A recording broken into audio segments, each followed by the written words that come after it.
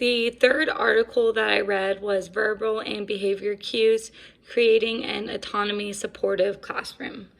So the purpose of this study was to examine and answer the question of whether students would have a more positive perception of an environment that supported their autonomy than a controlling condition that allows for little to no autonomy. So autonomy is having choice within the classroom, allowing the students to do what they think is best, with guidance, of course. But that's what the study studied, was whether students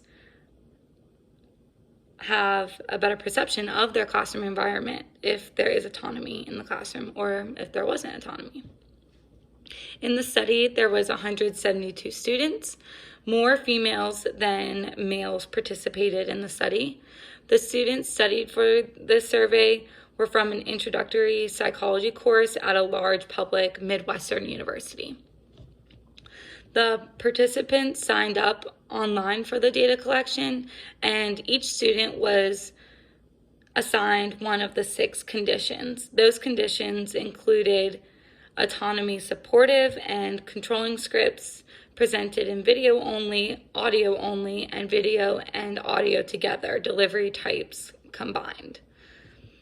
And so the study measured a variety of different questionnaires and scales. So the first one was the Learning Climate Questionnaire, which contained 15 items. These 15 items assess whether students perceive their learning environment as autonomy supportive. The second item was the Basic Need Satisfaction Scale, which contained 21 items within that section. And this assessed autonomy, competence, and relatedness. The third section was the Intrinsic Motivation Inventory. And this section contained 12 items that assess students' experiences in class.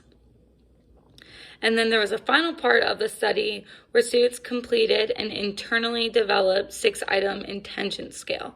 So this questionnaire had questions about what the student would change for next semester. So like, what are their goals, their plans for what they would like to do differently. So the results, the article states that all results and correlations were significant, but surprisingly, there was no relationship found between scores on effort and autonomy subscales or the effort and choice subscales. So although there was no significant correlation between those two, the study did show that it is effective to use autonomy supportive teaching practices within the classroom, and that enhances student engagement. So students are more willing to participate and feel welcomed in the classroom and feel like they're engaged if they do have choice over what they are doing. And even if a teacher uses autonomy supportive language, even briefly, the students experience a more positive perception of their learning environment.